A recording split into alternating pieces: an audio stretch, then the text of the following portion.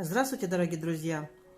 К сожалению, с приходом весны у многих обостряются болезни, заболевания, ослабленный иммунитет, нехватка витаминов.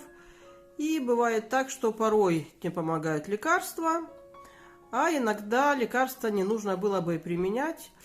И я хотела бы вас, кто не знает, того познакомить, кто знает, но забыл, вот с такой замечательной методикой дыхательная гимнастика по Стрельниковой. Я не буду вам показывать, как делаются эти упражнения.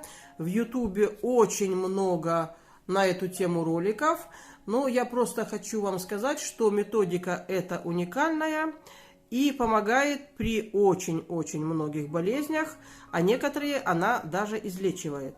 Естественно, что гимнастикой этой нужно заниматься регулярно, не лениться. Ну, а как это делать, то можно посмотреть в Ютубе. И я даже видела в Ютубе канал, где эту методику показывает, как делать ученик Александры Стрельниковой Михаил Щетинин. Это у меня такая небольшая книжечка, мне когда-то ее подарил папа. Она у меня очень много лет лежала на полке, и вот в прошлом году я к ней обратилась. И хочу посоветовать вам, чтобы вы хотя бы изучили, почитали и, может быть, осознали, нужно ли вам это или не нужно. Вот посмотрите, от каких заболеваний лечит такая гимнастика.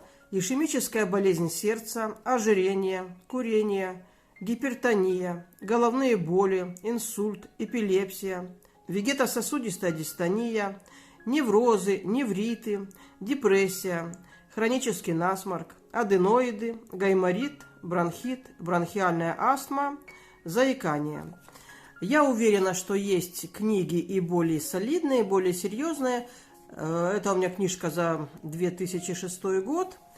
Здесь не так много, здесь всего лишь 11 упражнений, но при различных заболеваниях нужно делать упражнения, которые нужно делать именно при этом заболевании.